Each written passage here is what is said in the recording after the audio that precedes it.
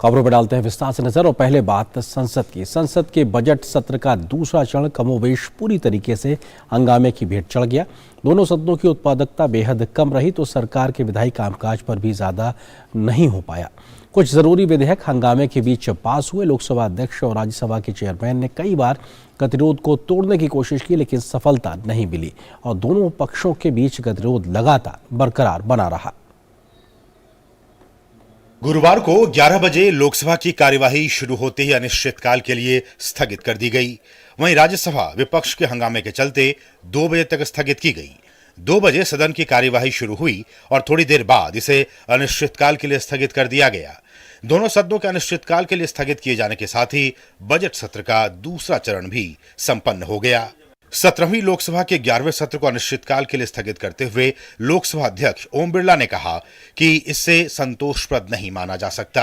वहीं राज्यसभा के सभापति ने भी कहा कि सदन के कामकाज में बाधा डालना उचित नहीं है और ऐसा नहीं होना चाहिए। Our primary obligation is to serve them.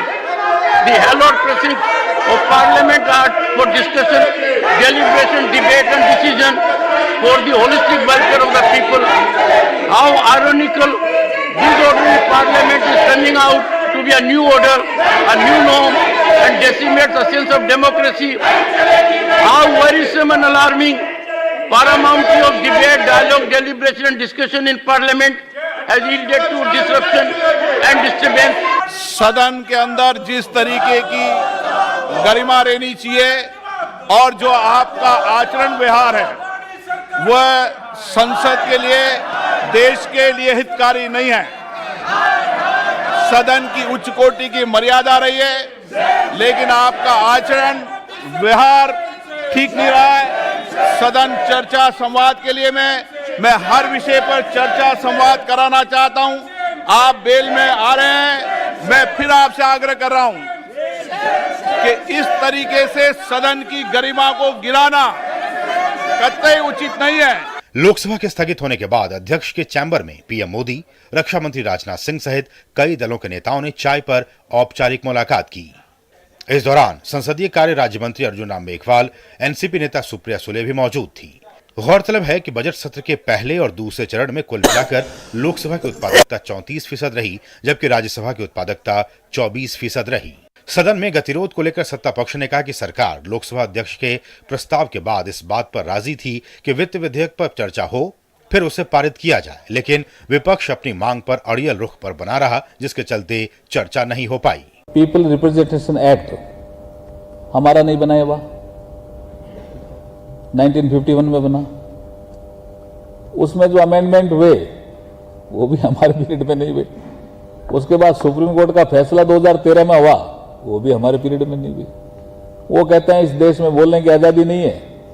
वो कोलार की सभा में बोले कौन? राहुल गांधी बोले ना, आजादी थी तभी तो बोले। हाँ, बोलने की आजादी है, लेकिन गाली देने की आजादी नहीं है। उसमें वो फर्क कर नहीं पाए, तो वो अपनी गलती को किसी और पे थोप करके और अपना ये सारा सिस्टम जो डिस्टर्ब हुआ।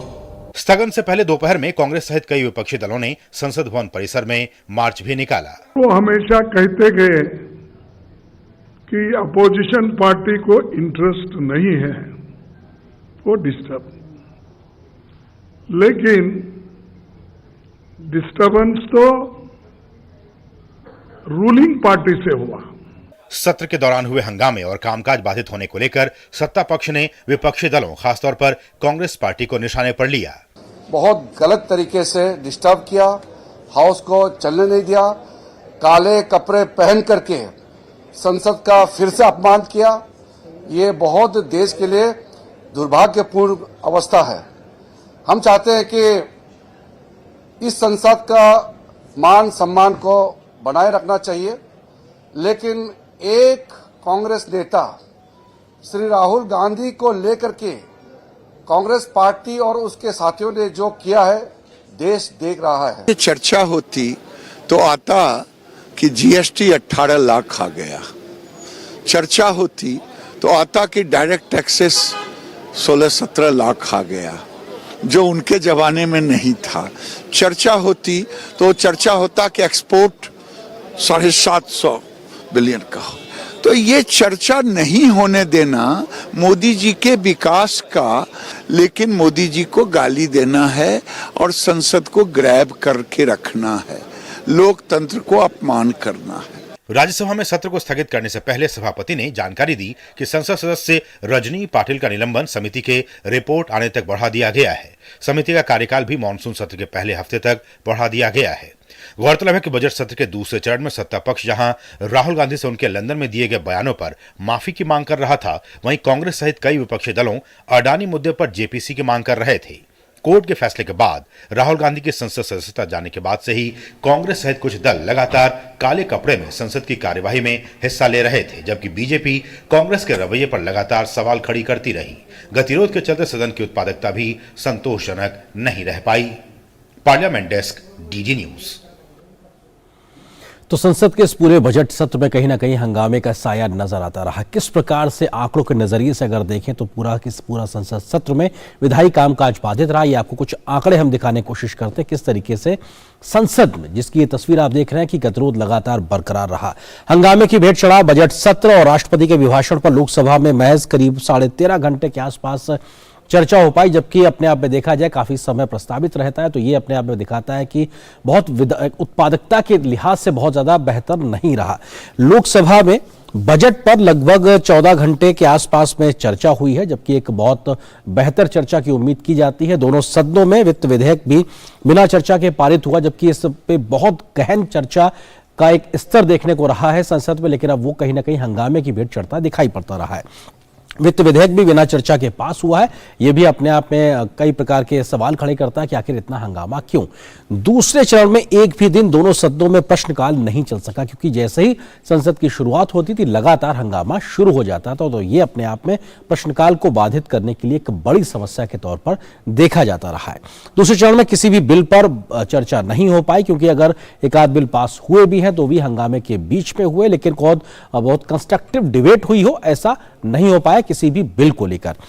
1 घंटे की लोकसभा न चलने पर करीब 1.5 करोड़ रुपए के नुकसान का एक आकलन, ये सरकारी आंकड़ा नहीं है, लेकिन मोटे तौर पर तमाम जो जानकार एजेंसियां उनका एक आंकड़ा निकल के आता है कि अगर 1 घंटे लोकसभा ना चले तो 1.5 करोड़ रुपए के आसपास नुकसान होता है। इसी तरीके से अगर राज्यसभा 1 घंटे ना चले तो लगभग 1 करोड़ 10 लाख रुपए का नुकसान होता है। तो सोचिए अगर इतना ज्यादा घंटे बर्बाद हुए हंगामे के चलते तो ये कितना ज्यादा पैसे का नुकसान हुआ, और ये सारा पैसा आम जनता का है, टैक्स पेयर्स का है, जिसके ऊपर राजनीति शायद हावी हो गई और हंगामा इसलिए बरपा और उस पैसे की बर्बादी हुई। तो ये हमने कुछ आंकड़े के नजरिए से आपको बताने की कोशिश की। लोकसभा से जो बिल पास हुए हैं वो कौन कौन से हैं वो आपको हम बताने की कोशिश करते हैं। वित्त विधेयक 2023 लोकसभा से पास हुआ है, हालांकि बहुत ज्यादा इस पर चर्चा नहीं हो पाई। इसके अलावा जम्मू कश्मीर विनियोग विधेयक 2023 पास हुआ है। इसके साथ साथ जम्मू कश्मीर विनियोग विधेयक भाग 2 भी पास हुआ है, और क्योंकि ये जरूरी था, ये संसद से पास होना था, इसलिए इसको हंगामे के बीच भी पास किया गया। विनियोग बिल 2023 लोकसभा से पास हुआ है, यह भी अपने आप में एक जरूरी था। विनियोग बिल नंबर 2 2023 भाग जो 2 होता है वो भी एक तरीके से लोकसभा से पास हुआ है। इसके अलावा प्रतिस्पर्धा संशोधन विधेयक 2023 ये बिल भी लोकसभा से पास हुआ है। तो ये अपने आप में उन तमाम बिल का हम जिक्र कर रहे हैं जो अभी मौजूदा सत्र में भले ही हंगामे के बीच में पास हुए लेकिन पास होते दिखाई पड़े। इसी तरीके से राज्यसभा के लिहाज से अगर बात की जाए तो राज्यसभा से या तो पारित हुए हैं बिल या फिर वापस भेजे गए हैं लोकसभा की ओर। उनका कौन कौन से महत्वपूर्ण थे उनका कमोवेश वही है। वित्त विधेयक 2023 की हम जिक्र कर रहे हैं, यह भी राज्यसभा से पास हुआ। जम्मू कश्मीर विनियोग विधेयक 2023, इसके साथ साथ जम्मू कश्मीर विनियोग विधेयक भाग संख्या 2 जो है वो भी राज्यसभा से पास हुआ है। इसके अलावा विनियोग बिल 2023 भी राज्यसभा से पास हुआ, साथ ही साथ विनियोग बिल का जो भाग 2 है 2023 वो भी यहां से पास हुआ। इसके अलावा जो प्रतिस्पर्धा संशोधन विधेयक जो कि लोकसभा से भी पास हुआ था वो भी यहां से पास हुआ है। तो अपने आप में ये लोकसभा राज्यसभा के वो तमाम बिल हैं जिसका हम जिक्र कर रहे हैं जो वहां से पास हुए हैं। इसके साथ साथ अगर किस तरह से हम कुछ और आंकड़ों पर नजर डालें तो हम देखते हैं कि दोनों सदनों से कौन से जो बिल हैं वो पास हुए, क्योंकि इनकी संख्या भी कुल मिला के देखी जाए तो 6 निकल के आई है।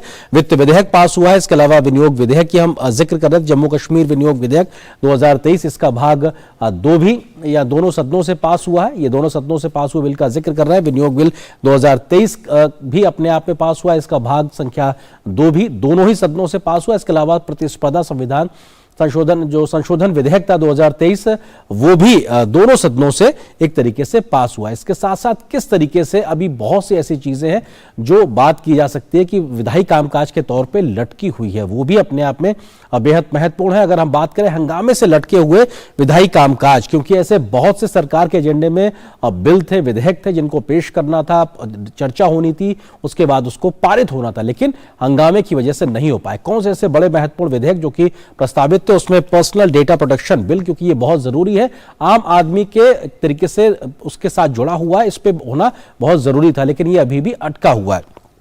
Prohibition of child marriage amendment bill, इस पर को भी एक तरीके से सदन में आना था, चर्चा होनी थी, पास होना था, लेकिन नहीं हो पाया। इसके अलावा maintenance of parents and senior citizen amendment bill, ये भी अपने आप में नहीं पास हो पाया, और ये क्योंकि पेश ही नहीं हो पाया, हंगामा लगातार चलता रहा। साथ ही साथ चाइल्ड मैरिज अमेंडमेंट बिल, क्योंकि बच्चों से जुड़ा हुआ ये है, और अपने आप में इस पर कानून बनने की जो बातें हैं उसको लेकर आगे बढ़ने के जिक्र था, लेकिन वो नहीं हो पाया। सीनियर सिटीजन अमेंडमेंट बिल, वो भी कहीं ना कहीं अभी लंबित विधेयकों में से शामिल कहा जा सकता है, और इस पर भी अभी सरकार का जो विधायी कामकाज है वो नहीं हो पाया। साथ ही साथ इसके अलावा हम बात करें तो तमाम ऐसे महत्वपूर्ण कामकाज हैं जिसको लेकर अभी बात अटकी हुई है। तो लोकसभा में कौन कौन से बिल पेश हुए हैं इसका हम जिक्र कर चुके हैं। इसके साथ साथ हम कोशिश करेंगे आपको दिखाने की किस तरीके से जो घंटे एक तरीके से या उत्पादकता की बात की जाए वो भी अपने आप में देखने को मिला है कि कितना समय बर्बाद हुआ, कितने घंटे प्रस्तावित थे, साथ ही साथ कौन कौन से काम ऐसे होने थे लोकसभा में।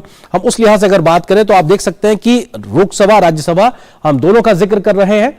साथ ही साथ अगर बात की जाए तो राज्यसभा में 130 घंटे प्रस्तावित थे, लोकसभा में 133 घंटे प्रस्तावित थे जब हम बजट सत्र की बात कर रहे हैं, लेकिन 31 घंटे राज्यसभा में काम हो पाया, 45 घंटे लोकसभा में काम हो पाया। अगर उत्पादकता के लिहाज से देखा जाए तो महज 24% राज्यसभा में, 34% लोकसभा में उत्पादकता रही है। ये सवाल खड़ा करता है कि आखिर जिस काम के लिए संसद बैठती है क्या वो काम सही से हो पा रहा है या फिर राजनीतिक वजहों से हंगामा होता दिखाई पड़ रहा है।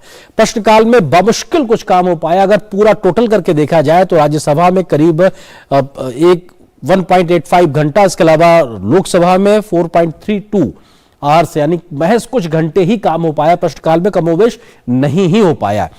राज्यसभा में कोई नया बिल इंट्रोड्यूस तो नहीं हुआ, लेकिन पहले से जो लंबित विधेयक उनमें से अगर बात की जाए तो 6 बिल को पास किया गया। साथ ही साथ लोकसभा की बात की जाए तो यहां 8 नए बिल आए, 6 पास हुए। तो ये अपने आप में लोकसभा राज्यसभा की उस तस्वीर को दिखाता है कि जहां कितना समय प्रस्तावित था चर्चा के लिए, बैठकों के लिए, लेकिन वो होता दिखाई नहीं पड़ा, जबकि उत्पादकता 24 और 34% के आसपास आकर रुक गई है। ये अपने आप में कई गंभीर सवाल खड़ा करता दिखाई पड़ता है, और ये अपने आप में बेहद महत्वपूर्ण है कि किस तरीके से ये सोचने की जरूरत है कि क्यों आखिर हमारी संसद सही तरीके से काम नहीं करती, क्या राजनीति इसका एक बड़ी वजह है। इन तमाम मसलों पर सवाल लगातार उठते रहेंगे, इसका हम जवाब भी खोजने की